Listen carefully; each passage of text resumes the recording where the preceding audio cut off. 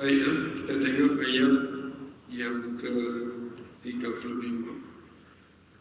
Ayat ini bermula dengan panggilan dan yang berikutnya ada 3 perintah, kemudian jaminan kita mendapat sesuatu yang menguntungkan kita dunia dan akhirat. Ya ayyuhalladzina amanu, itu satu kumpulan ayat, wahai orang-orang yang beriman. Maknanya panggilan ini khusus kepada kita lah yang ada sekarang ini. Kita ini orang yang beriman dipanggilnya itu untuk kalau kedua ada 3 perintah. Perintah pertama ittaqullah. Perintah yang kedua wabtaghu ilaihil wasilah. Perintah yang ketiga wajahidu fi sabilihi. Kemudian daripada perintah ini Allah beri jaminan kepada sekalian yang melaksanakan perintah dengan la'allakum tuflihun, agar kamu memperoleh kejayaan yang sempurna. Tuflihun ialah satu kejayaan yang sempurna dunia akhirat. Tuflihun ialah satu usaha yang dilakukan oleh umat Islam, dan usaha ini kalau tercapai dia namun falah. Falah inilah yang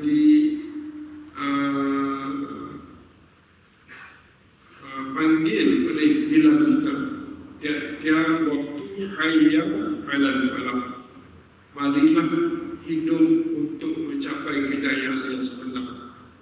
Jangan Allah terjemah dalam istilah hayya, marilah untuk hidup, marilah menuju kejayaan. Itu je sebenarnya. Hayya hafidas itu adalah marilah ataupun hiduplah kamu. Hayya, hiduplah kamu. Kalau mari ke masjid, mari ke tempat kita jemput, kita tak panggil hayya hafidas, kita panggil hayya dengan huruf besar. Hayya alih, hayya ila, jom ke, hayya ila suq, jom ke kedai, hayya ila masjid, jom ke masjid. Tapi dalam azan, walaupun dia terjemah marilah menuju, dia bukan huruf besar, dia huruf kecil, hafidas. Hafidas ini hayyun, Allahu wal hayyul qayyum, kan? Dia yang hayyul al-qayyum, dia yang hidup lagi berdiri melaksanakan melaksanakan kehendaknya. Jadi al-hayyu, kalau kita nak suruh orang hayya, jadi kalau tak tasdid tak boleh hayya. Dalam Quran sebut perkataan hayya dalam satu ayat, fahayyu bi ahsana minha, fahayyu, kan, bi ahsana minha, maknanya wa idza huyyitu, apabila kamu diberi tahiyat, assalamualaikum, fahayyu, wa idza huyyitu bi tahiyyatin fahayyu, ada tahiyat, hayya seorang, kalau ramai hayyu, fahayyu, maka hendaklah kau jawab tahiyat itu bi ahsana minha, dengan yang lebih baik daripada orang yang memberi salam, au rudduha, ataupun sama. Dalam kita nak jawab salam biasa, kita hendaklah masuk waqt, ingat tak jadi masuk waqt, assalamualaikum waalaikumsalam, kena ada waqt. Kalau tidak, dia bertentangan dengan ayat tadi. Maknanya kena sebut waalaikumsalam. Suara yang wajib kita keluarkan daripada bagi salam dan jawab salam adalah sebelah suara, sebelah makhraj. Assalamu alaikum. Tak boleh ringkas. Assalamualaikum tak boleh. Ringkas hanya boleh pada mungkin kita kata salam gitu je lah.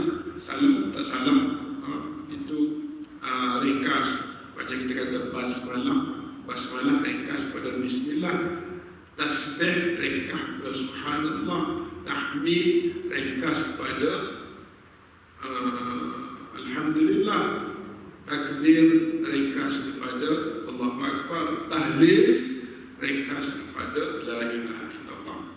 Jadi salam tu tak salah lah, kita ringkas pada assalamualaikum.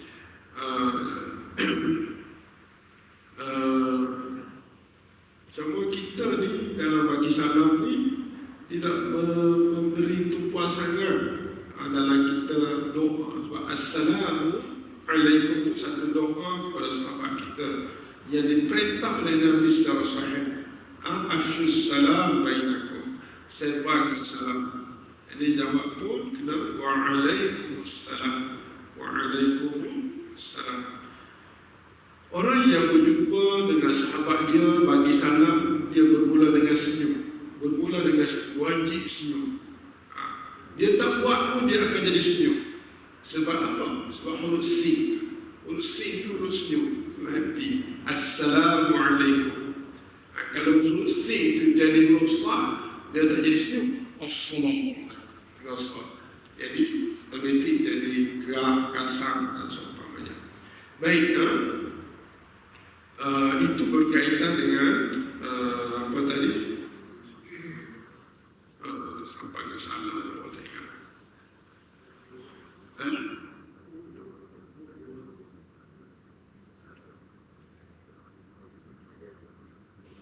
Apa dia?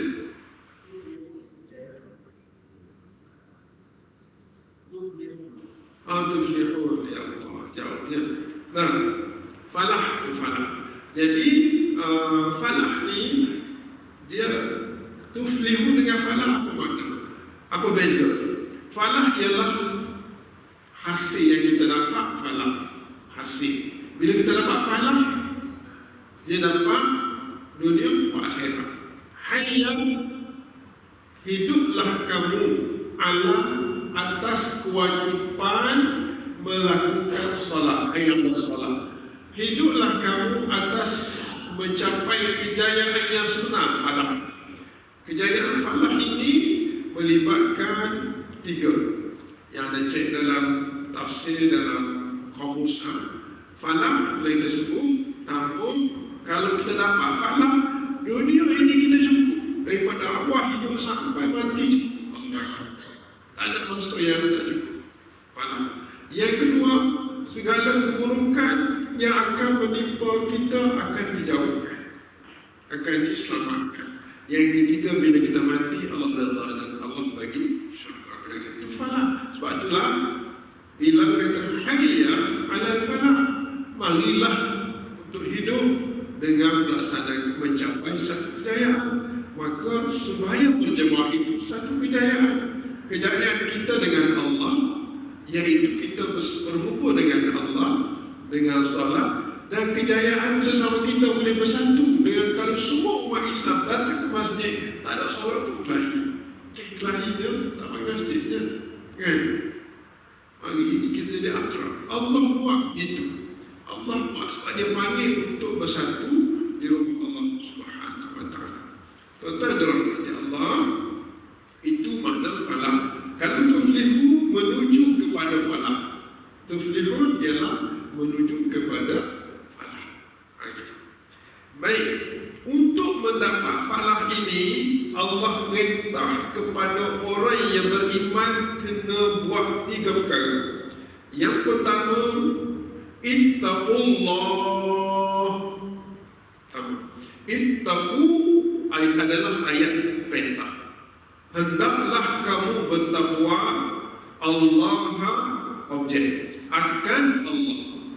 Jangan bertakwa kepada orang lain. Jangan takut pada makhluk, takutlah kepada Allah. Kan? Kalau Kalau bertemu antara dengan dua kuasa, kuasa Allah dengan kuasa makhluk, maka takutlah kepada Allah. Bukan takwa ni kita terjemah bagi masjid saja. Dalam semua urusan kehidupan kita kena takwa kepada Allah. Baik, perintah yang kedua, ibtahu ilaihi. Ibtahu tu ayat perintah tu daripada perkataan ibtala ya betari. Kalau kata terbitan dia jadi ibtira ni mengejar, mencari sesuatu benda yang boleh menjadi kita dengan perkara itu rapat, dekat. Jadi Allah suruh mengejar dan mencari ilaihi, menuju kepada Allah. Cari jalan menuju kepada Allah. Nak cari jalan nak macam mana? Di sini al-wasilah. Wasilah. Dia kena ada wasilah untuk nak rapat kepada Allah. Apa wasilah yang boleh kita rapat dengan Allah? Sembahyang tu wajib dah kan, al-wasilah. Nah, ibtahu dengan makna al-wasilah dengan makna sesuatu amalan yang kita lakukan, dia menjadikan kita dengan Allah akrab. Apa kita nak buat? Apa bukti kita kepada Allah nanti kita jumpa, ya Allah, aku cinta padamu ya Allah, aku cinta kepada Rasulmu ya Allah. Apa bukti kita cinta pada Allah dan Rasul? Kita tak pernah tinggal sembahyang. Itu cinta kita. Itu wasilah yang kita gunakan. Lagi apa dia? Sembahyang kami, sembahyang jemaah. Itu wasilah kita. Lepas tu, apa wasilah yang boleh mendekatkan kau pada Allah?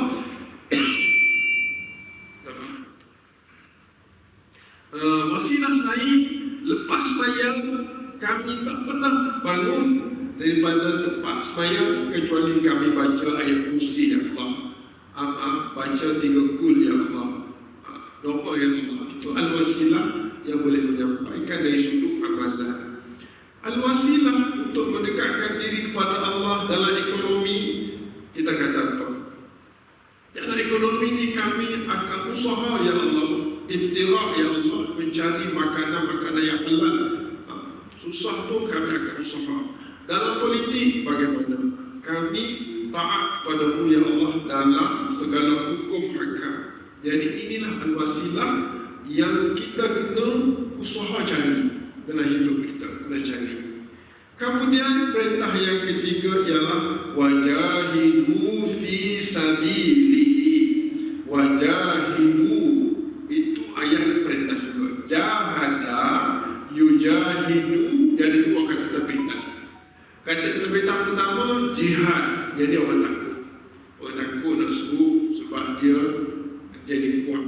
Jadi orang ambil kalau jahada yujahidu mujahadah. Mujahadah tu tak bunyi gimpera sikit, bunyi mujahadah dalam kerja, mujahadah dalam belajar, mujahadah dalam tu je. Tapi kita kena ingat bahawa jahada yujahidu, jahidu ni ada lagi perkataan yang terbit daripadanya jihad. Jihad biasanya melawan musuh untuk menegakkan keadilan dan kebenaran Allah Subhanahu wa Ta'ala, keamanan negara. Jadi jihad ini boleh dirujuk kepada tentera-tentera yang mempertahankan negara, tentera-tentera yang menjaga keamanan, jihad mereka. Mujahadah kata terbitan yang boleh kita guna dalam bab-bab lain. Jadi kedua-duanya terkeluar daripada jahadah. Perkataan jahidu juga menunjukkan kerjasama dalam mencapai sesuatu kejayaan agama Allah Subhanahu wa Ta'ala. Dari sudut lain kita tengok kan, dalam 3 perintah ni, takwa. Kita kena jadi orang bertakwa. Kalau kita nak jadi orang bertakwa, kita kena ada wasilah. Ada ulama-ulama dia mengambil jalan tarikat tasawuf. sebagai wasilah untuk dekat diri pada Allah Subhanahu Wa Taala. Dia ada amalan dalam hidup dia, wasilah. Dari sudut lain, dia mungkin dia ada amalan khusus bagi dia, al-wasilah. Dan kenapa wasilah ini perlu dan kita kena sungguh-sungguh? Kerana dia adalah jalan takwa kepada Allah SWT pada ayat yang pertama itu. Dan dalam hidup kita tak boleh nak orang kata happy saja. Kita kena ada nilai jihad dalam hidup kita menjaga agama. Sekiranya agama ini perlu kepada jihad, macam di Palestin mereka jihad, di mana-mana negara umat Islam hari ini yang tercabar hidupnya ada mujahadah, ada jihad. Baik, sekiranya kita orang mukmin yang Allah panggil ya ayyuhallazina amanu, kita buat tiga ni, jaga agama, ada amalan, ada satu wasilah dalam bidang, dalam ekonomi, dalam agama, dalam politik dan seumpamanya, dan kita bersungguh-sungguh ke jalan Allah itu, maka jaminan kita la'allakum tuflihun, agar kamu memperolehi kejayaan falah yang sebenar. Ini pada saya ayat ini dia ada tiga level. Level dia panggil kita beriman, yang ketiga level yang menunjukkan amalan dan hasil, yang ketiga hasil. Baik, sekiranya kita tidak ambil pendekatan ini, kita tolak takwa, kita tolak mengambil satu wasilah dalam hidup kita. Kita tak penting wasilah. Kalau kita nak buat apa, kita lah nak buat, tak nak buat tu terserah pada kita lah. Tak ada satu benda yang menjadi istiqamah pada kita dalam agama, dalam ekonomi, dalam politik dan seumpamanya, dan kita tidak bermujahadah, berjihad di jalan Allah Subhanahu Wa Taala, kita tak dapat jaminan falah tadi. Satu hal. Yang kedua, sekiranya kita menolak tiga-tiga urusan ini selain tak dapat falah, kemungkinan kita termasuk dalam ayat yang berikut ni, iaitu orang-orang yang innal ladzina kafaru. Kalau kita ingkar terhadap agama Allah, maknanya kita biar agama Allah begitu tidak dimartabatkan, dan kita ingkar pula kepada agama Allah, dianggap kufur. Innal ladzina kafaru, bila kufur seseorang itu kepada agama Allah, kepada Allah dan Rasul, kepada agama Allah, besok di akhirat ni kata Allah, lau anna lahum ma fil ardi jami'an, kalaulah sungguh-sungguh bagi mereka tu ma fil ardi jami'an, semua yang ada di bumi ni, wa mithlahu ma'ahu, dan digandakan lagi sekali sama banyak dengan yang ada di bumi ni. Untuk apa dia ambil yang ada di bumi ni? Liyaftaru bihi min adabi yaumil qiyamah, supaya dia tepuk balik dengan benda itu daripada azab hari kiamat. Jawab dia, ma'tuqub bila minhum, tidak akan diterima daripada mereka. Ayat ni lau anna ni jawab dia ma'tuqub bila, panjang sikit kita nak baca tu. Kalau selagi tak sampai ma'tuqub bila, tak sempurna ayat itu. Dia ada dua dalam ayat ini. Pertama, innal ladzina kafar, ini satu fakta. Sungguh-sungguh orang kafir ni, fakta dia. Isunya apa? Lau anna lahum ma fil ardi jami'an wa mithlahu ma'ahu liyaftadu bihi min adabi yaumil qiyamah. Jawabnya, ma'tuqub bila min, tak akan diterima daripada mereka segala amal, segala tebusan itu. Tak terima. Tak apa, tak terima pun. Isu lain datang. Kalau tak terima, walahum adzabun alim. Kalau Allah tak terima amalan ataupun tebusan daripada kita, maka bagi mereka azab yang pedih. Ini satu isu lain, isu menolak ataupun tidak bertakwa, isu tidak ada amalan yang diperintah yang kita amalkan, isu tidak berjuang di jalan Allah ini. Selain daripada kita tidak berjaya, kemungkinan kita berdepan dengan ayat yang ke-36 ni, tak jauh lah kan, berdepan dengan kita menyesal besok, dan kita nak tebus apa yang kita terlepas itu dengan kita kata kemewahan dunia yang kita miliki. Allah kata kalau ambil dunia dan isi semua sekali dan digandakan sekali lagi untuk tebus, mantu bela, Allah tak terima. Kita tak terima untuk mereka azab yang pedih. Itu. Bagaimana pula ayat 37? Ayat 37 ni kata Allah yang duduk dalam azab Allah, macam mana keadaannya? Yuriduna an yakhruju minan nar. Mereka itu sentiasa berusaha buat surat keampunan oleh Allah kepada Allah SWT untuk mereka keluar daripada neraka. Saya sebut buat surat tu sebab Allah yuridu, dia guna dia buat surat warai. Ada ayat yang menunjukkan dia pergi jumpa mereka, suruh doa kepada Allah, suruh minta pada Allah keluarkan dia daripada neraka kerana dia sakit sangat, azab sangat. Di sini Allah kata yuridun, mereka sentiasa berusaha dengan berbagai-bagai cara ay yakhruju minan nar, agar mereka itu boleh keluar daripada neraka. Apa jawab Allah? Wa ma hum bi kharijin minha, dan tidaklah mereka itu akan diambil permohonannya untuk keluar daripadanya. Ada guna istilah bi kharij. Wa ma hum bi kharij ni, kalau orang ni buat permohonan, dia ambil fail, dia tak orang yang akan ditengok permohonannya. Allah kata wa ma hum, mereka tidak ambil, dia tak ambil permohonan ini. Macam mana nak keluar daripada neraka? Nak ambil permohonan pun tak. Kalau kita minta kerja, kita beri surat permohonan, tak nak terima surat. Petang lagi nak terima surat pun tak nak terima. Allah kata wa ma hum bi kharij, mereka tidak digolongkan di kalangan orang yang kharijina minha, orang yang disenarai keluar.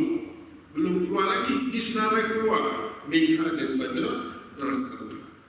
Orang ni maknanya tidak bertakwa pada Allah dan tidak berusaha mencari jalan untuk mendekatkan diri pada Allah dan tidak berjihad di jalan Allah, lalu mereka kufur ingkar terhadap perkara tersebut.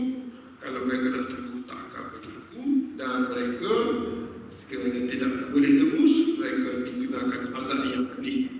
Maka orang yang telah ditentukan azab yang pedih itu, mereka akan berusaha bersungguh-sungguh untuk keluar daripada azab neraka itu. Kata Allah, mereka tidak boleh, tidak akan diterima sebagai senarai orang yang boleh keluar daripada neraka. Walahum adzabun muqim, dan untuk mereka secara khusus azab yang berkekalan. Azab muqim. Muqim ni orang yang bermukim. Azab muqim, ya. Azab yang kalau rumah ni kita panggil rumah bukan list rumah, azab yang freehold, boleh duduk selama-lama. Ini kita takut. Inilah tiga yang sangat-sangat bagi saya lah sangat teruja untuk kita usaha dalam hidup kita. Cuma kita ni kena cari jalan lah, cari amalan yang kita boleh berbangga dengan Allah bila kita jumpa dia nanti. Apa amalan? Kita ambil satu amalan sunat ataupun amalan-amalan harian yang kita buat, yang kita jaga istiqamah tak tinggal dari hidup kita. Kalau setakat ni surah surah Maidah ini surah orang pencet, surah ramalan akhir-akhir umur. Sebab apa kita kata gitu? Sebab surah Maidah ini turun saat Nabi umur 60 ke atas dah. Nabi dekat-dekat nak meninggal dah. Turun apa ni surah Maidah. Dikatakan semasa awal surah Maidah turun ni, Nabi dalam perjalanan mengerjakan haji terakhir. Maknanya 60 adalah dia sebelum meninggal 63. Maknanya orang-orang macam kita ni tak boleh dah nak orang kata relax, tak ada satu al-wasilah yang boleh mendekati pada Allah, dan tidak ada satu ketegasan dalam agama. Tak kisah siapa jaga agama ni pun tak kisah, tak boleh dah. Kita kena ada satu nilai kesungguhan jihad ataupun mujahadah dalam agama Allah Subhanahu wa ta'ala. Muslimin muslimah yang dirahmati Allah Subhanahu wa ta'ala, ini antara perkara yang boleh saya cadang pada diri saya. Contohnya benda yang menuju kepada falah. Kalau kita dari sudut amalan harian, ramai orang tak bersungguh. Contohnya